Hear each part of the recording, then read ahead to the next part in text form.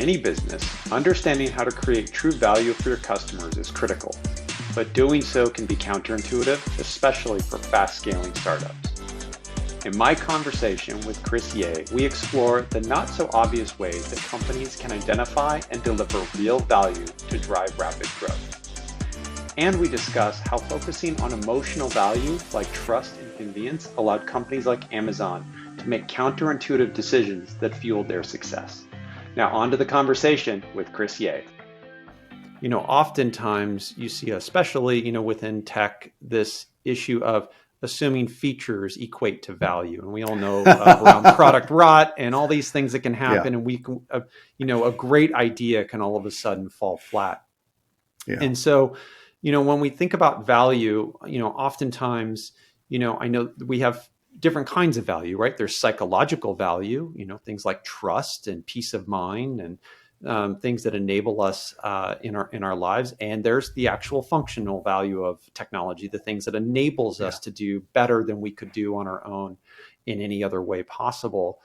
You have such a diverse background from being in companies, starting companies, helping, build companies, from and working, with people and leaders like Reid Hoffman.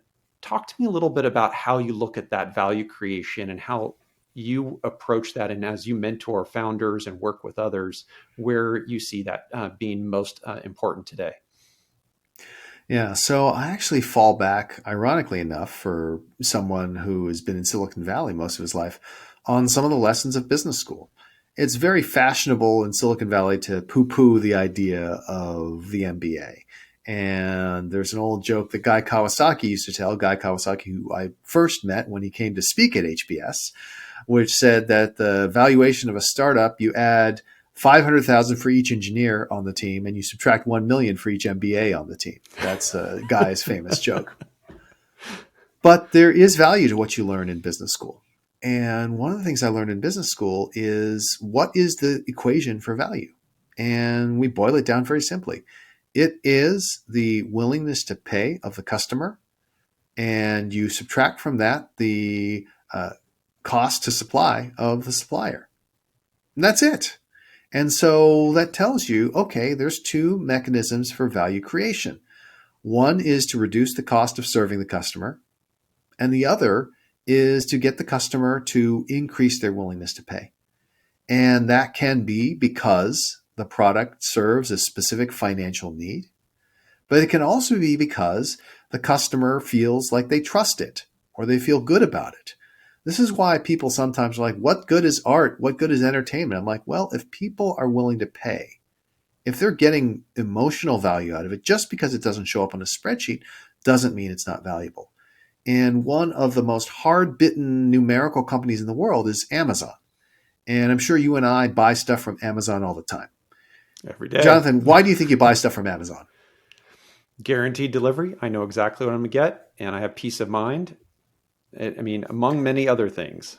But you could find those items for sale at other retailers that are also pretty reliable. You can get them for less, potentially. You could save money. How often do you comparison shop relative to Amazon? Well, and that's actually a perfect point. The main value of Amazon to me is convenience. And so I'm willing to pay the difference and not shop for that because I'm looking for that moment of convenience. And to me, that's the core product of Amazon. And that is the brilliant insight of Jeff Bezos. Now, again, Amazon began with discounting, but that was always the booster rocket. Amazon does not have as its motto, always low prices, always. That's Walmart's motto, right? Amazon instead is about being the most convenient place, to the point where most of us don't even bother comparison shopping between Amazon and other places. We just comparison shop the various merchants on Amazon. Right. It's quite astonishing.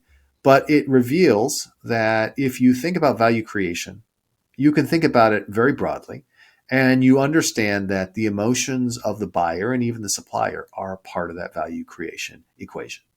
Right. That's fantastic.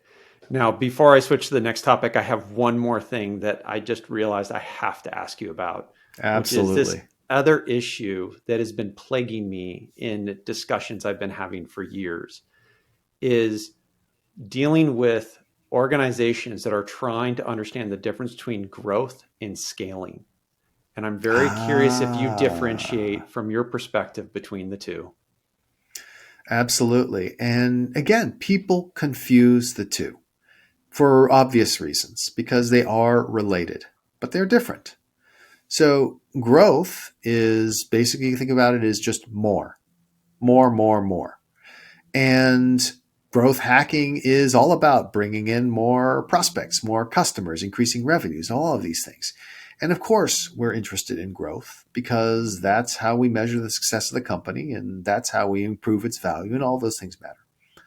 But when it comes to scaling, what it means is you can't just take something and just increase all the dimensions equally. Like there was a famous example that I got from a children's program. It was called 3-2-1 Contact that appeared on PBS. I don't know if you ever saw it when you were growing up. It might have been before your time.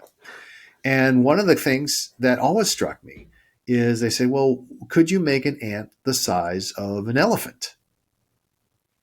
Right? And there's science fiction movies where there are giant ants. Could you make an ant the size of an elephant?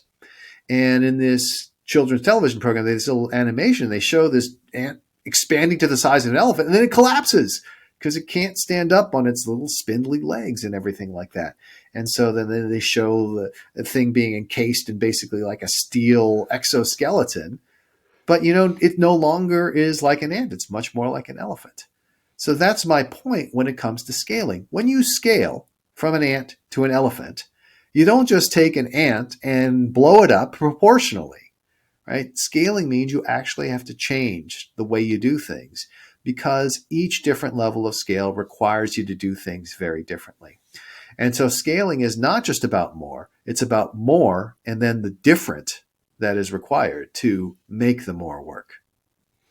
Yeah, I love that. It's I once heard it described as scaling as finding the value multiplier for your organization, and that has a lot to do with the internal work that you're taking on as well.